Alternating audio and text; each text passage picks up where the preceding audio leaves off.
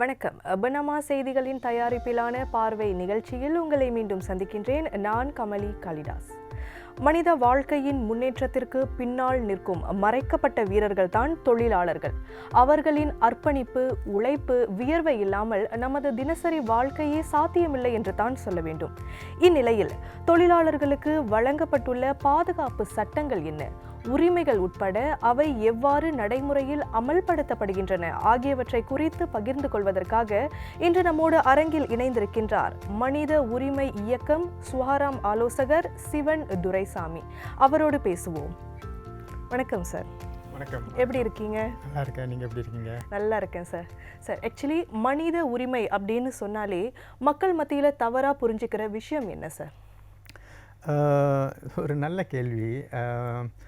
மக்கள் சட்டமும் உரிமையும் இருக்குது இல்லையா, இது ரெண்டும் எப்போதும் என்ன பார்க்குறாங்க அப்படின்னா, நிறையா பாதுகாப்பான சட்டங்கள் இருக்குது. அதனால் அந்த சட்டங்கள் அவங்கள பாதுகாக்கும்ன்ற ஒரு புரிதல் இருக்குது. ஸோ அது சரியான புரிதலாக இருந்தால் கூடயும் சட்டங்கள் இருக்கும்போது அந்த சட்டத்தோட அமலாக்கம்னு ஒன்று இருக்குது. அந்த அமலாக்கம் சரியாக நடக்குதா இல்லையான்னு நம்மளுக்கு தெரியாது. ஸோ அதனால் நிறையா சட்ட மீறல்கள் நடந்துக்கிட்டு தான் இருக்குது. அந்த சட்ட மீறல்கள் நடக்கும்போது என்ன செய்யணும், எப்படி அந்த அவங்களோட உரிமையை பாதுகாக்க வேண்டும், எப்படி அந்த உரிமைக்காக அவங்க அந்த குரல் எழுப்ப வேண்டும் அப்படின்றது தான் பெரிய சவாலாக இருக்குது மக்கள்கிட்ட. அந்த ஒரு விழிப்புணர்வு வந்துருச்சு அப்படின்னா, சட்டம் இருந்தால் கூட சட்ட மீறல்கள் நடக்கும்போது அவங்கள உரிமைக்காக அவங்க போராடுவாங்கன்றது அவங்களோட அடிப்படை உரிமைன்னு அவங்க கருதுவாங்க.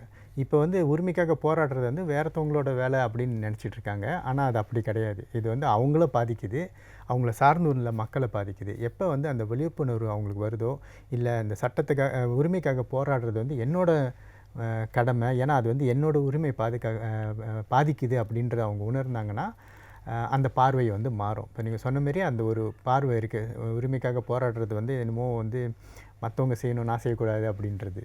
சரி சார், அப்படின்னா தொழிலாளர்களோட அவர்கள் எதிர்கொள்ளக்கூடிய அந்த சவால்கள் என்ன? இந்த உரிமை சார்ந்த விஷயத்தில் தொழிலாளர்கள் எதிர்கொள்ளக்கூடிய சவால் என்னவா இருக்குது? அதுவும் இப்படி தான் வரும். இப்போ மனித உரிமைன்னு பேசும்போது மனிதன், அவனுக்கு அடிப்படை உரிமைகள் இருக்குது. அதேமாரி தொழிலாளின்னு வரும்போது தொழிலாளர்களுக்கும் அடிப்படை உரிமைகள் இருக்குது. அப்படி இல்லைன்னா அந்த அடிப்படை உரிமைகள் வழங்கப்பட வேண்டும். ஸோ அந்த வழங்கப்படுற சூழ்நிலையில் சில சட்டங்கள் இருக்குது இல்லையா. இப்போ எம்ப்ளாய்மெண்ட் ஆக்ட் இருக்குது, அதுக்கப்புறம் இண்டஸ்ட்ரியல் ரிலேஷன் ஆக்ட் இருக்குது, ஒக்குபேஷனல் சேஃப்டி ஆக்ட் இருக்குது. இந்த சட்டங்கள்லாம் இருக்குது. அந்த சட்டங்கள் இருக்கிறனால அவங்க யதார்த்தமாக இருந்துடக்கூடாது. அதாவது முதலாளிகளும் சரி, அவங்களுக்கு வேலைக்கு அமர்த்தினவங்களும் சரி, இந்த சட்டத்தை மீற மாட்டாங்க, அதனால் அவங்களுக்கு வேண்டிய உரிமைகள் வரும் அப்படின்ட்டு.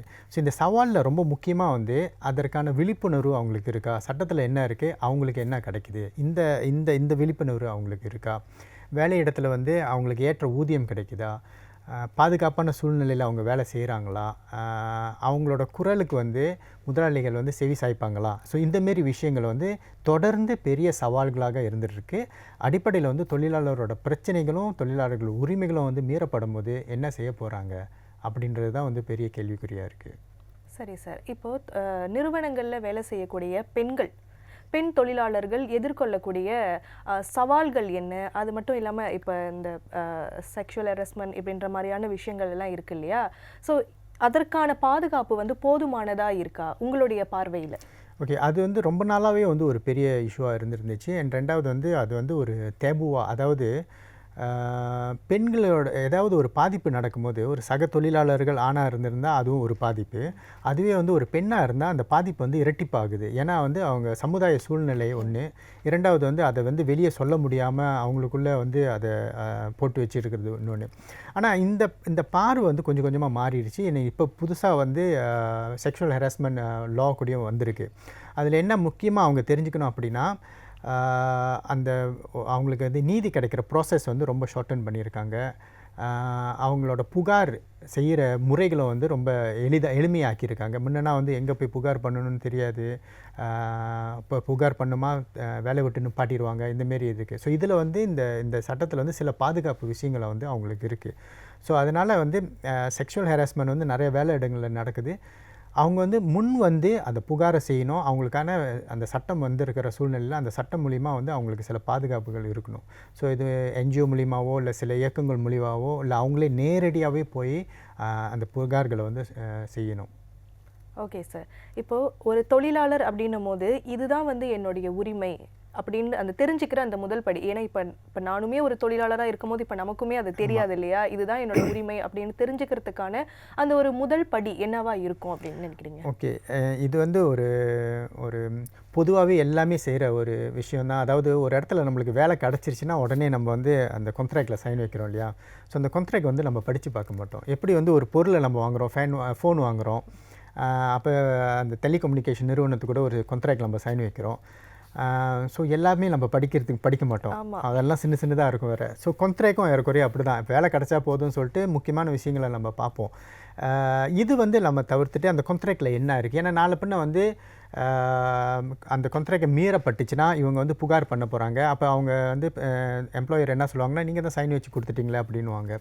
ஸோ இப்போ அதில் என்ன பார்க்கணும் அப்படின்னா, அவங்க அந்த கான்ட்ராக்டில் போட்டது வந்து எம்ப்ளாய்மெண்ட் ஆக்ட்னு இருக்கு இல்லையா, தொழில் சட்டம், அதுக்கு குறைவான ஒரு சலுகையை போட்டிருந்தாங்க அப்படின்னா அது வந்து சட்டப்படி குற்றம் செய்ய முடியாது. இப்போ இங்கே வந்து தொழில் சட்டத்துக்குள்ள வந்து குறைஞ்சபட்சம் 1700 வெள்ளி மாத சம்பளம் அப்படி இருக்குது. அங்கே கான்ட்ராக்ட் சைன் வைக்கும்போது 1500 வெள்ளி வச்சுருக்காங்க. எனக்கு வேறு வேலை இல்லை, இந்த வேலை கிடச்சாலே போதும்னு சொல்லிவிட்டு நான் சைன் வச்சு இது பண்ணுறேன்ல. அதுக்கப்புறம் வந்து அது பிரச்சனையாக ஆகுனுச்சு அப்படின்னா ஆக்சுவலி அதையும் வந்து அவங்க வந்து சேலஞ்ச் பண்ணலாம் கோர்ட்டில். ஏன்னா அவங்க போட்ட கான்ட்ராக்ட் தவறானது. இப்போ நான் சைன் வச்சனால அதை வந்து நான் 100% ஃபாலோ பண்ணணும்னு இல்லை.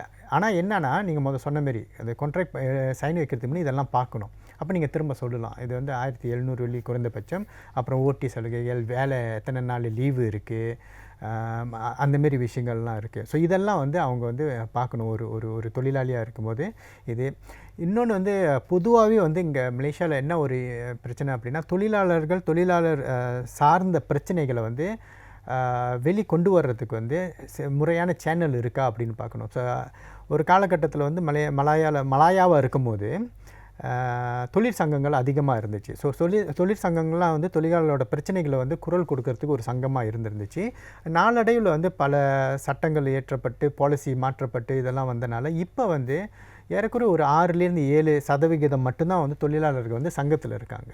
ஸோ நம்ம இப்போது என்ன சொல்லுவோம், ஒற்றுமையாக இருந்தால் தான் நம்மளுக்கு பலம் அப்படின்ட்டு. ஸோ இப்போ தொழிலாளர்களும் வந்து ஒற்றுமையாக இருக்கணும், அவங்களுக்கு வந்து ஒரு ஒற்றுமையாக இருக்கக்கூடிய ஒரு சங்கம் இருக்கணும். இப்போ அந்த இதெல்லாம் வந்து எப்படி உருவாக்கலாம் அப்படின்றதும் அவங்க தெரிஞ்சுக்கணும். சட்டத்தில் அதுக்கு இடம் இருக்குது. ஆக்சுவலி பாருங்கள் சார், இது ரொம்ப ஒரு சின்ன ஒரு விஷயம் தான். நம்ம வந்து அந்த கான்ட்ராக்ட் சைன் பண்ணும் போது அதெல்லாம் படித்து இப்போ நானாக இருந்தாலுமே கூட ஓகே வேலை கிடச்சிருச்சுடா அப்படின்ட்டு வந்து அது நம்ம படிக்கிறதுக்கு அந்த பொறுமை இருக்காது இல்லையா. ஆனால் பாருங்கள், அதை படிக்காமல் அதை போடுறதுனால இவ்வளோ பெரிய விஷயங்கள்லாம் நமக்கு வருது அப்படின்னு. சரி சார், இப்போ அந்நிய தொழிலாளர்கள் நம்ம நாட்டில் வந்து இன்னைக்கு நிறைய அந்நிய தொழிலாளர்கள் இருக்காங்க. அவங்களுக்கான பாதுகாப்பு சட்டங்கள், அவங்களுக்கான உரிமைகள் போதுமானதா இருக்கா, அவங்களுக்கான அந்த பாதுகாப்பு வந்து நடைமுறைகள் வந்து சரியா வந்து முறையா இருக்கா? ஓகே, இதில் 2 விஷயம் இருக்குது. ஒன்று வந்து நீங்கள் கேட்ட கேள்வி, அவங்களோட உரிமைகள் எப்படி இருக்குது. ஓகே, சட்டத்தில் வந்து இப்போ சட்ட மாற்றத்துக்கு அப்புறம் வந்து அவங்களுக்கும் வந்து சம உரிமைகள் இருக்குது. எப்படி வந்து நம்ம மலேசிய தொழிலாளர்களும் அந்நிய தொழிலாளர்களும் ஏறக்குறைய வந்து அவங்களோட பாதுகாப்பு வந்து ஒரே சட்டமாக தான் இருக்குது. சில இது வந்து இப்போ கூடுதலாக என்ன கொண்டு வந்திருக்காங்க அப்படின்னா, முதலாளிகள் வந்து அவங்களோட பாஸ்போர்ட்டை வச்சுருக்க முடியாது, அது வந்து சட்டப்படி குற்றம். அப்புறம் அவங்களுக்கு இபிஎஃப் சொக்ஸோ இந்தமாரியும் வழங்கப்பட வேண்டும். ஸோ இந்தமாரி சில மாற்றங்கள் வந்திருக்கு. இதில் இன்னொன்று ரொம்ப முக்கியமாக என்னென்னா, இது அரசியல்வாதிகளும் சரி நிறைய பேர் வந்து பொதுவாக வந்து ஆராய்ஞ்சு ஸ்டட்டிஸ்டிக் அடிப்படையிலையும் சரி ரிசர்ச் பண்ணாமல் பேசுகிறது என்ன அப்படின்னா, அந்த அந்நிய தொழிலாளர்கள்னால தான் வந்து நம்மளுக்கு வந்து வேலை வாய்ப்பு குறைஞ்சி போயிடுச்சு, நம்மளுக்கு வந்து சம்பளம் குறைவாக இருக்குது, அவங்க வந்து குறைஞ்ச சம்பளத்துக்கு வேலை செய்கிறனால இது வந்து ஒரு தவறான கண்ணோட்டம். ஏன் அப்படின்னா சட்டத்தில் வந்து எல்லாத்துக்கும் சம்பளம் கொடுக்கணும். இன்னொன்று வந்து இந்த அந்நிய தொழிலாளர்களை வந்து மலேசியாவுக்கு கொண்டு வர்றது வந்து அரசாங்கமும் அவங்களோட ஏஜென்சி மூலியமாகவும். அப்போ ஒரு நாட்டில் வந்து தேவைப்பட்ட தொழில் எவ்வளோ தேவை, அப்புறம் தான் வந்து அதை கணக்கு பண்ணி தான் அவங்கள கொண்டு வரணும். இப்போ இவங்க வந்து அவங்கள கொண்டு வர்றதுனால நம்ம வந்து அவங்கள எதிரியாக பார்க்கக்கூடாது. அவங்களுக்கும் வந்து அந்த நம்ம மாரி சக தொழிலாளர்களாக அவங்களுக்கும் பிரச்சனை இருந்துச்சுன்னா எப்போ நம்ம ஒன்றா சேர்ந்து அதை குரல் எழுப்புகிறோமோ அந்த அந்த அந்த உரிமை வந்து பலமாக இருக்கும் நம்மளுக்கு. சரி சார், இப்போ ஒட்டு மொத்தமாக வந்து தொழிலாளர்களுக்கான பாதுகாப்பு சட்டங்கள் வந்து நாட்டில் போதுமானதாக இருக்கா, அது வந்து சரியான முறையில் வந்து அமல்படுத்துகிறாங்களா? உங்களுடைய பார்வையில்? ஓகே, இது வந்து 2 விஷயம் இதில் இருக்குது இல்லையா. ஒன்று வந்து இருக்கிற சட்டங்கள் வந்து போதுமானதா இல்லையான்னு போகிறதுக்கு முன்னுக்கு சட்டங்கள் வந்து சில மாற்றங்கள் வந்து இப்போ ஏறக்குறைய வந்து ஒரு சுமாராக ஒரு நல்ல சட்டம் இருக்குன்னே வச்சுக்கோமே. பாதுகாப்பான சட்டம் இருக்குது. 3 சட்டங்கள் நம்ம அதை சொன்னோம் இல்லையா. எம்ப்ளாய்மெண்ட் ஆக்ட், அப்புறம் இண்டஸ்ட்ரியல் ரிலேஷன், அதாவது பிரச்சனைகள் ஏதாச்சும் வந்துச்சுன்னா இண்டஸ்ட்ரியல் ரிலேஷனில் வந்து தீர்த்து வைப்பாங்க. அதுக்கப்புறம் தீர்க்க முடியலன்னா கோர்ட்டுக்கு போவாங்க. அதுக்கப்புறம் பாதுகாப்பு அடிப்படையில் உள்ள சட்டங்கள் இருக்குது. ஆனால் அமலாக்கம்னு வந்துருச்சுன்னா, இப்போ ஒரு புகாரை நம்ம வந்து கொண்டு போகிறோம். இப்போ ஏன் வந்து புகார் செய்ய தயங்குறாங்க அப்படின்னா, நான் ஒரு புகாரை கொண்டு போகும்போது எனக்கு வந்து பாதுகாப்பு இல்லை, பயம். எப்படியாவும் முதலாளிக்கு தெரிஞ்சிருது கொண்டு போயிடுறாங்க அப்படின்ட்டு. அப்புறம் அங்கே போயிட்டு நான் போய் அதை வந்து புகார் செய்யும் போது அதோட ப்ராசஸ் வந்து ரொம்ப நாள் எடுக்குது. அப்போ எனக்கு ஒரு நியாயம் நீதி கிடைக்கிறதுக்கு வந்து நான் இவ்வளோ நாள் போராடணும், இந்தமாரி இருக்குது. அண்ட் 2வது வந்து அப்படி நான் வந்து புகார் செய்யணுமா இருந்தால் ஒரு நாள் ஹாஃப் அ டே லீவை போட்டுட்டு நான் போகணும், இந்தமாரி இதெல்லாம் இருக்குது. ஸோ இதில் முக்கியமாக என்னென்னா அமலாக்கம். இப்போ சில பேர் புகார் பண்ணுறாங்க, ஆனால் ஒஃபிஷியலாக என்னால் சொல்ல முடியலன்றனால யாராச்சும் வந்து இப்போ ஜபாத்தான் தனாக கிரிஜி இருக்குது, அங்கே போய் ஒரு புகார் செஞ்சாங்கன்னா அவங்களுக்கு வந்து அந்த ஒரு ப்ரோஆக்டிவ்னஸ் இருக்கணும். ஒரு ஸ்பாட் செக் வந்து செய்யணும். ஓகே, இந்த இடத்துல உங்கள் இப்படி புகார் பண்ணியிருக்காங்க, ஹெரஸ்மெண்ட் நடக்குது, போயிட்டு அங்கே உள்ளவங்ககிட்ட பேசி கேட்டு அந்த டாட்டாவை சேகரிக்கணும். இப்போ அந்த பேர்டன் வந்து அந்த புகார் பண்ணுறவங்க மேலே மட்டும் போகக்கூடாது. ஸோ இந்த சட்டம் இருக்குது இல்லையா, அந்த சட்டத்தோட அமலாக்கம் இருக்குது. அந்த அமலாக்க அதிகாரிகள் வந்து இதுக்கு ஏதுவாக இருக்கணும். அப்போ ஈஸியாக இருக்கணும். நம்ம போய் ஒரு புகார் பண்ணுறோம், ஓகே நீங்கள் இந்த மாதிரி புகார் பண்ணிட்டீங்க, நீங்கள் வழக்கம் போல் வேலைக்கு போங்க, நாங்கள் வந்து ஒரு டீம் அனுப்பி உள்ளுக்கு என்ன நடக்குது, இந்தமாரி புகார் நியாயமாக இல்லையான்னு நாங்கள் விசாரிக்கிறோம் அப்படின்ற அந்த பொறுப்பும் அந்த அமலாக்கம் வந்து ரொம்ப குறைவாக இருக்குது. இது வந்து அமலாக்க அதிகாரிகளும் குறைவாக இருக்கிறதுனால அதனால தான் இன்னைக்கு நிறைய தொழிலாளர்களும் வந்து அவங்களுக்கான பிரச்சனையை வந்து வெளியே போயிட்டு புகார் பண்ணுறதுக்குமே வந்து யோசிக்கிறாங்க. சரி சார், இப்போ இவ்வளோ சட்டங்கள் சொல்கிறீங்க இல்லையா, பாதுகாப்பு சட்டம், உரிமை சட்டம், இப்போ புகார் அளிக்கிறதுக்கான ஒரு சட்டம், இப்படி எல்லாம் இவ்வளோ சட்டம் இருக்கு இல்லையா, இதில் எந்த சட்டத்துக்கு வந்து அவசரமான மாற்றம் வந்து இன்னைக்கு இருக்கிற காலகட்டத்தில் தேவைப்படுது? ஓகே, இந்த தொழிலாளர் சட்டமே வந்து அதில் வந்து தொழிற்சங்க சட்டம் ஒன்று இருக்குது. தொழிற்சங்கம் வந்து தொழிலாளர்கள் வந்து ஒரு ஒரு ஒரு ஒரு சங்கம் அமைச்சு அவங்களோட பிரச்சனைகளை வந்து அந்த சங்கம் மூலிமா வந்து முன்னுக்கு கொண்டு வந்தால் தான் இந்த பார்கெனிங் பவர்னுவாங்க. பார்கெனிங் பவர்ன்றது வந்து ஒருத்தர் இண்டிவிஜுவலாக இல்லாமல் ஒரு சங்கம் அமைச்சு குழுவாக அந்த பார்கெனிங்கை போடுவாங்க. ஸோ இப்போ அதில் வந்து நிறைய விஷயங்களை வந்து சீர்தூக்கி பார்க்க முடியும். உங்களுக்கு உண்மையான சம்பளம் எவ்வளோ கொடுக்கணும், எத்தனை நாள் லீவு வேணும், இப்போ உள்ள சூழ்நிலையில் அந்த சம்பளம் போதுமானதா, வேறு என்னென்ன பாதுகாப்பு இருக்கும். இப்போ பாதுகாப்பு எடுத்துக்கிட்டோம் அப்படின்னா 35,000 கேஸ் ஒரு வருஷத்துக்கு வருது தொழில் இடத்துல வந்து பாதுகாப்பு இல்லாத ஒரு சூழ்நிலை. அதில் 700க்கும் மேலப்பட்டது வந்து ஃபேட்டல்னு சொல்லுவாங்க. அதாவது இதுக்கப்புறம் வந்து நீங்கள் அங்கே ஆக்சிடென்ட் நடந்திருக்கும் தொழில் இடத்துல, அதுக்கப்புறம் நீங்கள் வேலையை செய்ய முடியாத அளவுக்கும் போயிருக்கும். சொக்ஸோ கிளைம் அந்தமாரிலாம் இருக்கும். ஸோ இப்போ இதில் நிறைய விஷயம் இருக்கும்போது, எல்லாம் தனித்தனியாக இருக்கும்போது, ஒரு தொழிலாளிக்கு வந்து இப்போ மாரி தான் இந்த இதுக்குன்னா இங்கே போகணும், இந்த இதுக்கு போகணும். ஆனால் அவங்களுக்குன்னு ஒரு சங்கம் இருந்துச்சு அப்படின்னா அந்த சங்கம் மூலிமா நிறைய விஷயத்தை வந்து அவங்க அங்கே கொண்டு போக முடியும். முதலாளிகிட்ட வந்து பேச்சுவார்த்தை நடத்தி ஒரு பார்கெனிங்கை கொண்டு வர முடியும். அதில் வந்து அரசாங்கம் வந்து மீடியேட்டராக இருக்க முடியும். ஸோ இந்த ஒரு விஷயம் வந்து இப்போ சட்டத்தில் வந்து கொண்டு வந்தாங்கன்னா ஏதுவாக இருக்கணும். அது வந்து சட்டத்தில் வந்து ஓகே சட்டத்தில் இருக்குது, ஆனால் ப்ராக்டிக்கல்னு வரும்போது விட மாட்டுறாங்க. முதலாளி சைட்டு வந்து ஓகே இப்போ வந்து ஒரு 7 பேர் சேர்ந்து ஒரு ஜவத்தான் கோர்ஸை ஸ்டார்ட் பண்ணிட்டாங்களா, இன்னும் கொஞ்ச நாள் பார்த்தோமா அந்த 7 பேர் வந்து வேலை விட்டு நிப்பாட்டிடுவாங்க. அப்போ அரசாங்கம் என்ன சொல்லணும்னா, அந்தமாரி தவறு, நீ அவங்கள இது பண்ணக்கூடாது, உடனடியாக அவங்கள திரும்பி வேலைக்கு எடுக்கணுன்ட்டு, இல்லைன்னா அந்த முதலாளியை வந்து ஃபைன் பண்ணணும், இல்லைன்னா அவங்கள வந்து கால் பண்ணி வர சொல்லி இது தவறு அப்படின்னு சொல்லணும். ஆனால் அந்த அமலாக்கம் இல்லை. ஸோ அந்த சட்ட மாற்றம் வந்து ஒரு ஒரு ஒரு வலிமையான ஒரு சட்ட மாற்றத்துக்கு வந்து அது கொண்டு வரணும். அதாவது ஒரு தொழிலாளி வந்து வந்துட்டாங்க அப்படின்னா ஆட்டோமேட்டிக்காகவே வந்து அவங்கள வந்து ரெக்கக்னைஸ் பண்ணிடணும். ஏன்னா இப்போ நாங்கள் 7 பேர் இந்த தொழிலாளர்கள் 7 பேரை வந்து மற்ற தொழிலாளர்களும் வந்து எங்களை வந்து சூஸ் பண்ணியிருக்காங்க. இப்போ நாங்கள் வந்து ரிஜிஸ்டர் பண்ணிட்டோமா, அது ஆட்டோமேட்டிக்காக ரெக்கக்னைஸ் பண்ணிடணும். அப்போ முதலாளி வந்து அந்த 7 பேர்கிட்ட வந்து தொழிலாளர்கள் வகையில் என்னென்ன பிரச்சனைகளை வந்து நம்ம கையாள வேண்டும் இந்த இடத்துல இருக்குது அப்படின்னு. ஸோ இது மூலிமா வந்து பாதி அரசாங்கத்துக்கு வர்ற புகார் கூடயும் குறைக்கப்பட வாய்ப்பு இருக்குது, ப்ரொடக்டிவிட்டி ஏற வாய்ப்பு இருக்குது. நிறைய ஆராய்ச்சி சொல்கிறாங்க, அவங்க வேலை இடத்துல வந்து ஒரு சுமூகமான சூழ்நிலை இருந்துச்சுன்னா கண்டிப்பாக ப்ரொடக்டிவிட்டியும் மேலே ஏறும் அப்படின்ட்டு. சரி சார், அப்படின்னா வந்து இப்போ இந்த தொழிலாளர்களுடைய உரிமைகள் இது வந்து எதிர்காலத்தில் வந்து எப்படியெல்லாம் இருக்கும் அப்படின்னு நீங்கள் நினைக்கிறீங்க? இப்போ இவ்வளோ மாற்றங்கள் வந்ததுக்கப்புறம் எதிர்காலத்தில் அது எப்படி இருக்கும்? ஓகே, இப்போ வந்து உலகமே வந்து இப்போ ஏஐயை நோக்கி போயிட்டுருக்கு. டெக்னாலஜி வந்து பயங்கரமாக வளர்ந்துக்கிட்டு இருக்கிற சூழ்நிலையில் வந்து நிறைய தொழில் துறையில் வந்து டெக்னாலஜியும் அதிகமாக ஒரு பெரிய பங்கு வகிக்க போகுது. ட்ரெடிஷ்னல் தொழில் வந்து குறையிறதுக்கு வாய்ப்பு இருக்குது. அதனால் அந்த தொழிலாளரோட பலமும் வந்து குறையிறதுக்கு வாய்ப்பு இருக்குது. ஸோ அந்த ஆனால் இருந்தாலும் இப்போ நீங்கள் ஆரம்பிச்சிங்க இல்லையா, உலகமே வந்து இயங்குறது வந்து தொழிலாளர்களோட சக்தியானாலன்ட்டு. ஸோ அந்த சக்தி வந்து போக போகிறதில்ல. எத்தனை வருஷம் ஆண்டாகக்கூடியும் அந்த தொழிலாளர்களோட கான்ட்ரிபியூஷன் வந்து இருக்க போகுது.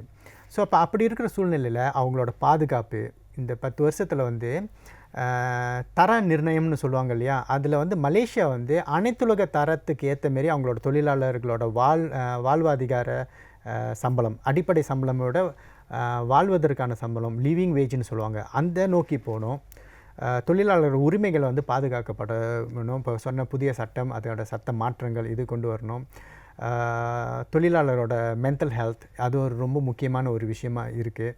ஸோ இந்தமாரி அவங்களுக்கு அப்புறம் நிறையா வந்து இன்னும் வந்து இந்த தொழில் சட்டத்துக்கு கீழே வராத இல்லை வந்துக்கிட்டு இருக்கிற இப்போ இந்த கிக் ஒர்க்கர்ஸ்னு சொல்லுவாங்க, கிராப் ஓட்டுறவங்க, நிறையா ஒர்க்கர்ஸ், இவங்கெல்லாம் வந்து கான்ட்ராக்ட் அடிப்படையில் வேலை செய்கிறவங்க. ஸோ இவங்களுக்கு வந்து சில உரிமைகள் வந்து பாதுகாப்பு இல்லாமல் இருக்குது. க்ளீனிங் தொழிலாளர்கள் கான்ட்ராக்ட் அவங்க வேண்டாம்னா கான்ட்ராக்டை மாற்றிடுவாங்க. இப்போ அவங்களுக்கு வந்து வேலை இல்லாமல் போயிடும். ஸோ இந்தமாரி வந்து அவங்கள வந்து பெர்மனண்டாக மாற்றுறதுக்கும் ஒரு தொழிலாளினா வேலை விட்டு டக்குன்னு நிப்பாட்டக்கூடாது. இந்தமாரி மாற்றங்கள் வந்து நம்ம கொண்டு வந்து தான் ஆகணும் காலப்போக்கில். ஸோ அப்போ தான் வந்து மலேசியாவோட தொழிலாளர்களும் தொழில் சட்டங்களும் வந்து இன்டர்நேஷ்னல் ஸ்டாண்டர்டுக்கு ஈக்குவலாக இன்டர்நேஷ்னல் லேபர் ஆர்கனைசேஷன் ILO இருக்குது, அதுக்கு நிர்ணயிக்கப்பட்ட தரத்துக்கு வந்து நம்ம போக முடியும். அப்போ தான் வந்து நாளடைவில் வந்து நம்மளும் வந்து ஒரு வளர்ந்த நாடாக வந்து பிரகாசிக்க முடியும். சரி சார், இப்போ முதல்ல நீங்கள் சொல்லும் போது மென்டல் ஹெல்த் பற்றி நீங்கள் சொல்லியிருந்தீங்க. அதனால் நான் கேட்குறேன், இப்போ மென்டல் ப்ரெஷர் அப்படின்றது வந்து இன்றைக்கி வந்து எல்லா துறையிலையுமே இருக்குது. இந்த துறையில் தான் மென்டல் ப்ரெஷர் வரும் அப்படின்னு இல்லை, எல்லா துறையிலையுமே மென்டல் ப்ரெஷர் இருக்குது. அது ஏன் வந்து அதை ஒரு விஷயமாக வந்து இன்றைக்கி கருதி அதுக்கான ஒரு சட்டத்தை வந்து ஏன் வந்து நம்ம ஒரு தொழிலாளர்களுக்கு உருவாக்கணும் அப்படின்னு நீங்கள் நினைக்கிறீங்க சார்? ஓகே, இப்போ இதில் அடிப்படையில் வந்து ஒரு வேலை இடத்துக்கு நாங்கள் போகிறோம். நான் அந்த வேலை இடத்துக்கு போகும்போது எனக்கு வந்து அந்த வேலை நான் செய்கிறேன், எனக்கு சம்பளம் கிடைக்கிறாங்க. அது போக அந்த வேலை இடத்துல உள்ள சூழ்நிலை வந்து எனக்கு மன உளைச்சலை கொடுக்குதா, மன நிம்மதியை கொடுக்குதா, இதுதான் கேள்வி. ஸோ சில பேர் என்ன சொல்லுவாங்க அப்படின்னா, நான் வந்து வேலை விட்டு ஏன் நிற்கிறேன் அப்படின்னா, அந்த வேலை இடம்னால இல்லை, அந்த வேலை சூழ்நிலைனால இல்லை, என்னோடய வேலைக்கு என்னோடய முதலாளினால் இல்லை, எனக்கு மேலே உள்ளவங்கனால. ஸோ மனிதர்கள் அங்கே இருக்கிற சில மனிதர்கள்னால கூடயும் வந்து அவங்க வந்து அந்த வேலை விட்டு நிற்கிறாங்க. Pressure. So I'm leaving because of the employer, not because of the work. ஸோ அந்த செய்கிற வேலை வந்து எனக்கு பிடிக்குது, ஆனால் அங்கே இருக்கிற சூழ்நிலையினால் நான் வேலை மாறுறோன்ட்டு. ஸோ இப்போ இதில் என்ன முக்கியமாக நம்ம பார்க்குறோன்னா, வேலை சூழ்நிலை வந்து ஒருத்தவங்களுக்கு வந்து நல்ல மன நிம்மதி கொடுத்துச்சுன்னா அவங்க திரும்ப வீட்டுக்கு போகும்போது பிள்ளைங்களாக இருந்தாலும் சரி, வீட்டு சூழ்நிலையும் வந்து அதுக்கு ஏற்ற மாரி நிம்மதியான ஒரு சூழ்நிலையை அவங்க மாற்ற முடியும்.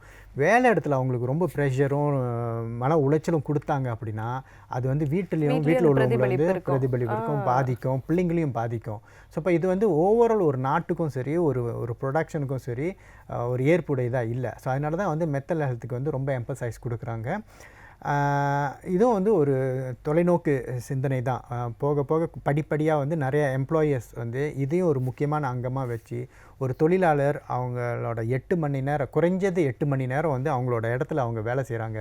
அவங்களுக்கு வந்து ஏற்ற நியாயமான சம்பளம், வாழ்வுக்கான சம்பளம், அப்புறம் அவங்களோட வேலை செய்கிற என்வாயரன்மெண்ட் இதெல்லாம் வந்து நிம்மதியாக இருக்கிற மாரியும் பாதுகாப்பாக இருக்கிற மாரியும் ஹெராஸ்மெண்ட்லாம் இல்லாத மாரியும் வச்சுருந்தாங்க அப்படின்னா கண்டிப்பாக வந்து அந்த ப்ரொடக்டிவிட்டியும் அவங்களுக்கு கூட தான் வரும், தவிர குறையாது.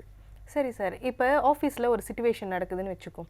ஒரு தொழிலாளர் வந்து மென்டல் ஹெல்த் பிரச்சனையாக இருக்கட்டும், இல்லை அவருக்கான அந்த உரிமை கிடைக்காத சம்பளமாக இருக்கட்டும், இல்லை அதிகப்படியான அந்த நேரத்தில் வேலை செய்கிறதா இருக்கட்டும், இந்த மாதிரி ஏதோ ஒரு சிச்சுவேஷனை ஒரு தொழிலாளர் வந்து கோத்ரூ பண்ணுறான்னு வச்சுக்குவோம். இப்போ அவருக்கு அந்த நிறுவனமாக இருக்கட்டும், அரசாங்கமாக இருக்கட்டும், மக்கள், இந்த 3 வெவ்வேறு தரப்பினர்கள், அரசாங்கம், நிறுவனம், மக்கள், இந்த 3 பேருமே என்ன தனித்தனியாக என்னென்ன செய்யலாம்? இப்போ வந்து மக்கள்கிட்ட இருந்து வரும். இப்போ வந்து அவங்க வந்து அங்கே தொழிலாளர் ஒரு இடத்துல இருக்கும் போது அவங்க மட்டும் தனியாக இல்லை, அவங்களும் சக தொழிலாளர்கள் இருக்காங்க இல்லையா. ஸோ சக தொழிலாளர்களுக்குள்ளே வந்து அவங்களுக்குன்னு வந்து ஒரு அந்த உறவு வந்து சுமூகமாக இருந்துச்சுன்னா, அதுக்கும் பல காரணங்கள் இருக்குது இல்லையா? இப்போ நம்ம சொன்ன மாரி அவங்களுக்கும் வந்து ஒரு யூனியன் இருக்குது, அவங்களுக்கு வந்து ஒரு ரெப்ரசன்டேட்டிவ் இருந்தாங்க அப்படின்னா, அவங்களுக்கு ஒரு மன உளைச்சலோ பிரச்சனையோ இருந்தோமா அதை எப்படி தீர்க்கறதுக்குன்னு ஒரு வழியை வந்து அவங்க சொல்லுவாங்க. ஸோ அங்கே அந்த இடத்துலையும் சரி, இங்கே வீட்டிலையும் சரி, ஒரு தொழிலாளர் அப்படி இருக்கிற சூழ்நிலையில் வந்து அவங்க வந்து என்ன முக்கியமாக வந்து என்ஷூர் பண்ணணும்னா, பாதுகாப்பு முதல்ல நான் சொன்ன மாரி தான், அந்த வேலை இடத்துல வந்து பாதுகாப்பான சூழ்நிலை அவங்களுக்கு இருக்கா, அவங்களுக்கோட வேலைக்கு ஏற்ற நியாயமான ஊதியம் அவங்களுக்கு வழங்கப்படுதா, எந்த ஒரு ஏமாற்றமும் இல்லாமல் இப்போ இந்த ஓத்தியெல்லாம் வந்து சரியாக கொடுக்குறாங்களா, அப்புறம் மற்ற இப்போ அந்த தொழில் நடக்கிற இடத்துல வந்து மற்ற சலுகைகள் அவங்களுக்கு கொடுக்குறாங்களா, ஒரு ஸ்டாண்டர்டாக இருக்கா அப்படின்றது வந்து எம்ப்ளாயர் வந்து பார்க்கணும். அரசாங்கம் வந்து இப்போ நம்ம அதை சொன்ன மாரி தான், சட்டம் வந்து நிறைய சட்ட மாற்றங்கள் வந்தால் கூடயும் அந்த சட்டங்கள் வந்து உண்மையாகவே வந்து அமலாக்கப்படுதான்றது வந்து கண்டிப்பாக அவங்க கவனிக்கணும். இப்போ ஸ்கூலில் வந்து மாணவர்கள் வந்து சட்ட ஒழுங்கு மீறல் ஏதாச்சும் இருந்துச்சுன்னா வந்து ஸ்பாட் செக்லாம் செய்கிறாங்க. ஆனால் இந்தமாரி தொழில் இடத்துல வந்து ஒரு அமலாக்க அதிகாரியாக யாருமே ஸ்பாட் செக்கும் செய்ய மாட்டாங்க.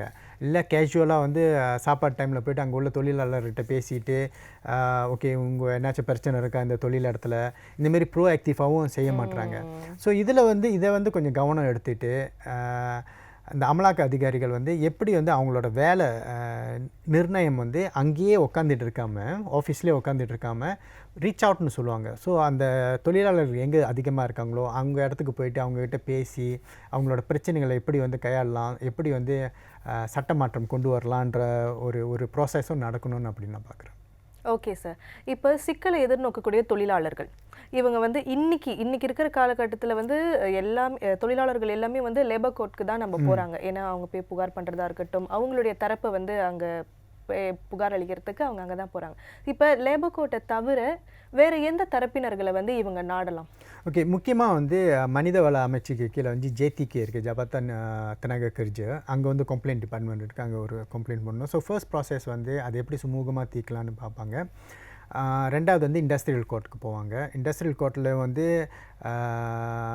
லாயர் இல்லாமல் இண்டஸ்ட்ரியல் ரிலேஷன் ஆஃபீஸரை கூட வந்து நம்ம வச்சு நம்ம அந்த கேஸை பற்றி பேசுவாங்க. அங்கே ஒரு சுமூகமாக போகலன்னா தான் அடுத்தது லேபர் கோர்ட் போவாங்க. ஸோ இப்போ இதெல்லாம் வந்து ஒரு இருக்கிற ப்ராசஸில் இப்போ தனியாக அவங்க இப்போ தான் யூனியன் இல்லை இல்லையா? ஸோ அப்போ தனியாக இதை நான் செய்கிறதுக்கு தயங்குனுச்சுன்னா சமூக ஆர்வலர்கள் இருப்பாங்க, சமூக இயக்கங்கள், இப்போ ஃபாரின் ஒர்க்கர்ஸ் தெனாகனிதா இருக்குது, சில சமூக இயக்கங்கள் இருக்காங்க, அவங்கள போய் இது பண்ணலாம். அப்புறம் தொழிலாளர்ன்ற உரிமை போக அவங்களோட மனித உரிமை மீறல்கள் நடந்துச்சுன்னா தொழில் இடத்துல ஸ்வாக்கம்ன்ற மனித உரிமை ஆணையம் கிட்ட போகலாம்.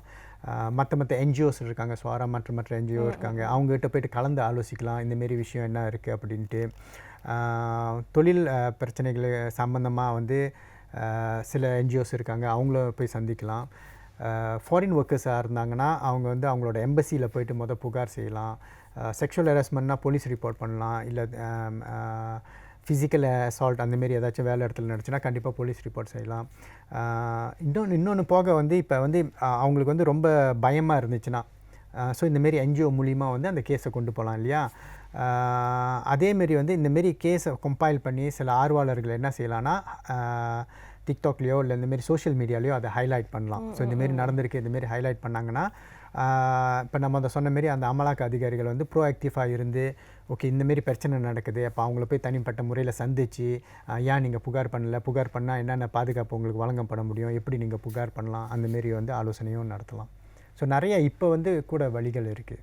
ஏன்னா நமக்கு தெரிஞ்சது எல்லாமே வந்து ஒன்று லேபர் கோர்ட் போகணும், இல்லாட்டினா அந்த போலீஸ் ஸ்டேஷனில் போய் ரிப்போர்ட் பண்ணணும் இப்படின்றது தான். ஆனால் இப்போ நீங்கள் சொல்லும் போது தான் இவ்வளோ விஷயங்கள் இருக்குது, இவ்வளோ பேர்கிட்ட போய் புகார் அளிக்கலாம் அப்படின்றதே தெரியுது. சரி சார், இப்போது ஒரு சில தொழிலாளர்கள் தங்களோட உரிமை வந்து அங்கே பாதுகாக்கப்படாத போது, அவங்களுக்கு வேண்டியது அங்கே கிடைக்காத போது அவங்க என்ன பண்ணுவாங்கன்னா அந்த சம்மந்தப்பட்ட அந்த நிறுவனத்து மேலே பொய் புகார் கொடுப்பாங்க இல்லையா?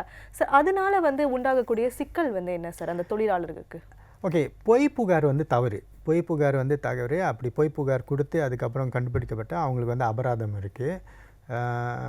அபராதம் ஒரு பக்கம் இருந்தால் கூடயும் கண்டிப்பாக வந்து அவங்க வேலையிலேருந்து தூக்கிடுவாங்க. ஸோ நீங்கள் புகார் கொடுத்தாலே வேலையிலேருந்து தூக்கிடுவாங்க. இதில் வந்து பொய் புகார் வேறு கொடுத்தீங்கன்னா கண்டிப்பாக வந்து வேலையிலேருந்து தூக்கிடுவாங்க. ஸோ உங்களுக்கு வந்து ஒன்று அபராதம் போக வேலையை நீங்கள் இழக்க நேரிடும். ஸோ இந்தமாரி இது இருக்குது. ஆனால் இதில் ரொம்ப முக்கியமாக ஒரு சிக்கலான ஒரு விஷயம் அப்படின்னா வந்து ஒரு தொழிலாளி ஒரு அவங்களுக்கு மேலே உள்ள சூப்பர்வைசரோ இல்லை முதலாளியோட கையாலோ யாராச்சும் வந்து ஒரு தவறாக நடந்துட்டு அந்த ஆதாரத்தை அவங்களால திரட்ட முடியல அப்படின்னா அந்த புகார் வந்து பொய் புகாராக மாறதுக்கு வாய்ப்பு இருக்குது. ஸோ இதில் எது வித்தியாசப்படணும்னா பொய் புகார் அது பொய்யான புகார் ஒன்று, இன்னொன்று வந்து சில புகார்கள் வந்து அந்த உண்மையை வந்து நிரூபிக்க முடியாமல் போகுது.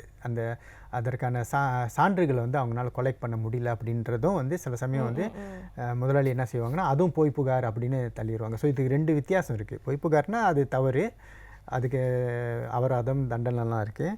புகார் அப்படின்றதே தவறான விஷயம் தான், தவறான விஷயம். ஆனால் அந்த புகாருக்கு ஆதாரம் இல்லை அப்படின்றது வந்து பொய் புகாராக ஆகிறது அப்படின்றது தான் நான் சொல்ல வரேன். ஏன்னா ஓகே, ஒரு சிசிடிவி இருக்குது. இப்போ போலீஸ் இன்வெஸ்டிகேஷனில் சிசிடிவி பார்க்க முடியுது. இப்போ தொழிலாளி வந்து தொழில் இடத்துல வந்து ஒரு தவறு நடந்திருக்கு அப்படின்னா முதலாளிகிட்ட போயிட்டு அவன் மேலேயே நம்ம புகார் பண்ண போகிறோம். ஆனால் அதற்கான ஆதாரம் நீ எனக்கு கொடு, அந்த சிசிடிவினா அவன் கொடுக்க மாட்டான். ஸோ இந்தமாரி சிக்கல்கள்லாம் இருக்குது. அப்போ அதில் ஆதாரம் இல்லாத சூழ்நிலையில் வந்து அது பொய்யாயிராது அப்படின்றது தான். ஓகே சார், இப்போ கடைசி கேள்வி, இதுக்கு கொஞ்சம் சுருக்கமாக பதில் சொல்லுங்க. அடுத்த 5லேருந்து ஒரு 10 வருஷத்துக்கு இந்த மனித தொழிலாளர்கள் உரிமை வந்து எதை நோக்கி செல்லும் அப்படின்னு நீங்கள் நினைக்கிறீங்க? ஓகே, ரொம்ப முக்கியமாக வந்து இந்த டைம் பாண்டிங்னு சொல்லுவாங்க. அதாவது கால மாற்றத்துக்கு ஏற்ற மாதிரி ஒரு நாடும் அதோட மக்களும் முன்னேறணும் இல்லையா? ஸோ அந்த சூழ்நிலை நம்ம வச்சுக்கும் போது நம்ம முதலே சொன்ன வந்து இந்தமாரி தொழிலாளர் உரிமைகளும் அவங்களுக்கான பாதுகாப்பும் வேலை சூழல்களும் வந்து ஒரு அனைத்துலக தர நிர்ணயம் இருக்குது. ILO, அனைத்துலக ஐநா சபை, இவங்களுக்கு கீழே வந்து நிறைய தர நிர்ணயம். ஸோ இந்த அடுத்த 5லேருந்து 10 ஆண்டுகள் வந்து நம்ம தொழிலாளர்களுக்கான சட்டங்களும் சட்ட மாற்றங்களும் இன்னும் கூட வர அவங்களும் வந்து இந்த தொழிலாளர் உரிமை தெரிஞ்சுக்கிட்டு அதற்கான அந்த உரிமைக்காக போராடுறதும் ஒரு யூனியன் உருவாக்குறதும் அவங்க பாதுகாப்பு சட்டங்கள் வர்றதும் வந்து அடுத்த லெவலுக்கு போணுச்சுன்னா அந்த தரம் வந்து உயர்ந்துக்கிட்டே போணுச்சுன்னா அதே வந்து பெரிய வரவேற்கத்தக்க ஒரு இது. இங்கே உள்ள சூழ்நிலை, மலேசியாவில் உள்ள சூழ்நிலை இப்போ நிறைய பேர் வந்து இந்தமாரி நிகழ்ச்சி மூலியமாவோ இல்லை டிக்டாக் மூலியமாவோ அந்த உரிமைகளை அடிக்கடி பேசிக்கிட்டு இருந்தோமா கண்டிப்பாக கொஞ்சம் கொஞ்சமாக வந்து நம்ம அதை அச்சீவ் பண்ண முடியும். சரி சார், ரொம்ப இந்த குறுகிய நேரத்தில் இவ்வளோ தகவல்களை எங்களோட பகிர்ந்து கொண்டதுக்கு ரொம்ப நன்றி. ஏன்னா நீங்கள் சொன்ன பல விஷயங்கள் வந்து பல தொழிலாளர்கள் வந்து தெரிஞ்சிருக்காத விஷயங்கள் தான். ரொம்ப நன்றி சார். வாய்ப்பு இருந்தால் மீண்டும் அடுத்தடுத்த நிகழ்ச்சிகளில் வந்து உங்களை சந்திக்கிறேன். நன்றி. அனைவருக்கும் தொழிலாளர் தின வாழ்த்துக்கள். நன்றி சார். உழைக்கும் மனிதர்களின் மதிப்பை அறிந்து கொள்வது மட்டுமின்றி அவர்களுக்கான உரிமைகளை பாதுகாக்கும் பொறுப்பும் நம்மில் ஒவ்வொருவருக்கும் உள்ளது. எனவே உழைப்பை மதிப்போம், உரிமைகளை பாதுகாப்போம் என்ற சிந்தனையுடன் இன்றைய நிகழ்ச்சி ஒரு நிறைவை காண்கின்றது. மீண்டும் அடுத்தடுத்த நிகழ்ச்சிகளில் உங்களை சந்திக்கும் வரை உங்களிடமிருந்து விடைபெறுகிறேன். நான் கமலி காளிதாஸ். நன்றி, வணக்கம்.